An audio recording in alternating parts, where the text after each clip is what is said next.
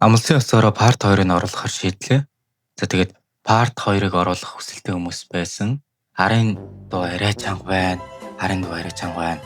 Зургийг нь доошо хүлэх айгүй хэцүү байгаа бололтой байсан. Арай л хурдан байгаад байна. Зургийг сайн харж амжихгүй байна.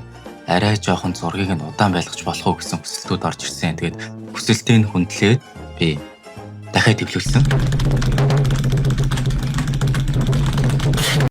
За юуны өмнө part 1-ийг үзээгүй хүн байх юм бол энэ дэлгэцний баруун гар талд нь байгаа энэ дөр товшоод үзээрэй. Part 1-ийг үзсэн бол part 2-оо дуустал нь үзээрэй.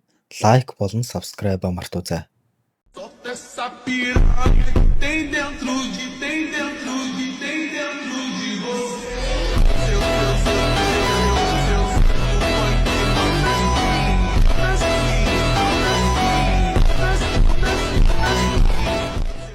Бичлэг маань Сүүл хотын яг төвд нэгдсэн асар том хаалганаас эхэлнэ. Энэ бол зэрэглэн тодорхойгүй байгаа аимшигт хар төвчний хаалга байлаа. Улсын томоохон гишүүд аюулыг нь мэдээд орхоос татгалзсан тул засгийн газар хаантруудын холбоог хүчээр дотгош оруулсан юм. Энэ нь үнэндээ тэднийг үхэл рүү явуулж байгаагаас өөрчлөхгүй байв. Гэтэл тэрхүү тамшиг газраас нэгэн нүцгэн залуу гарч ирсэн. Манай гол дүрийн залуу Леон байлаа. Үйл явдал хаантруудын холбооны офс дээр үргэлжлэн.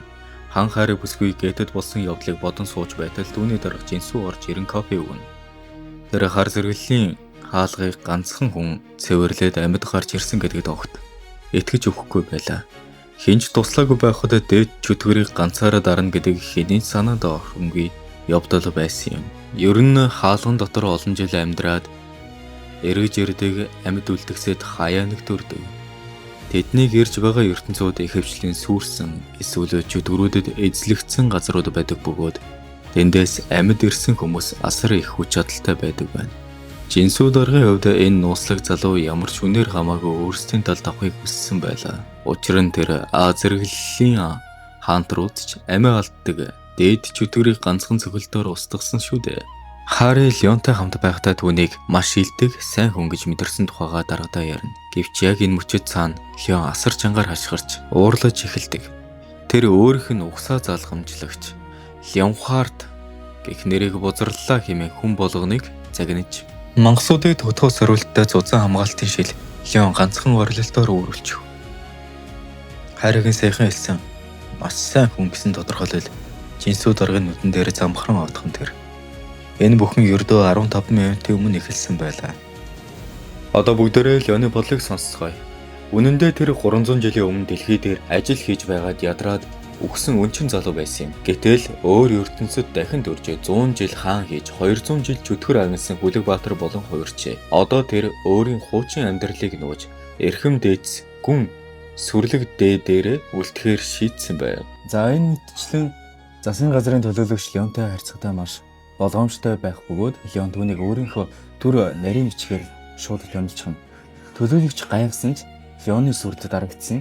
За тэгэхээс яах вэ гэхээс өөр аргагүй болдог. Леоны хувьд өсөж байгаагаа хааны ёс зүй ерөнхийдөө битүүхний хэлэхэд төлөөлөгч шууд утгыг нь ойлгоод хоол бэлдүүл. Энэ хооронд Леон дэлхий дээр юу болж байгааг асууж гейт болон мангасуудын талаарх мэдээллийг авнаа. Леон анзаарснаас энэ дэлхий гейтүүд болон түүний ертөнцөөс өөр байлаа. Энэ бүх зүйл даалгавар болон сэдв ерөнхийдөө нэг сэдвтэй байгаад байна. За тэгэхээр хүмүүс ямар нэгэн зүйлд сургаж бэлдэж байгаа нь сэжигтэй санагдаж эхэлдэг. Гэтэл яг энэ үед хүссэн хүлээсэн хоол нь бэлэн болно.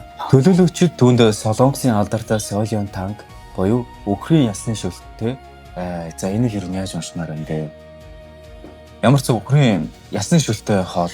Энэ бол Леоны өмнөх амьдралд хамгийн дуртай байсан сүнсний хоол гэж аягүй байт юм байна.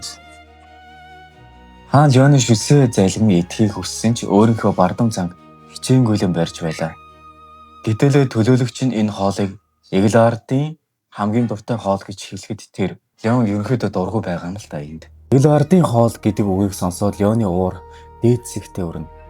Хааны угсааны хүнд ийм дорд хоол өгнө гэдэг тэрээр ширээ цохиж хашгиран төлөөлөгчийн хөвн гаргана. Гэвч түүний дотор өөр нэгэн зүйл буцаж байлаа. Ер нь одоогийн байдлаар Леоны хувьд 300 жилийн дараа хүрээд ирсэн болохоор дэлхий дээрх болоод байгаа энэ замбраагүй байдлыг дүгнэхэд энэ үнэхээр замбраагүй байна л гэж хэлээд байгаа юм л та. Энэ бүх замбраагүй байдал нь хүмүүст зөв итгэл үнэмшил байгаагүйгээс болж байгаа гэж тэр үздэг. Ингээд тэнэг ардуудын соён гэгэрүүлэх хааны үүрэг хэмээн өөртөө амлан дэлхийд эргэж ирсэн ч тэрээр Хүлэгбаатар хിവэрэ байсан болохоор Леоны адал явдал цаашаа хэрхэн үргэлжлэх талаар та нар юу гэж бодож байна? Комент хэсгээр энэ талаар надтай бас хуваалцаад би бас та нарын комментиг уншаад тэгэхээр сэтгэл хангалуун байдаг шүү. За тэгээд төгсгөлтөн гэж хэлэхэд дараагийн бичлэгийг хурдан үзхийг хүсвэл бол лайк болон subscribe дараарай. Би 3 дугаар хэсгийг маш хурдан оруулахыг хичээнэ.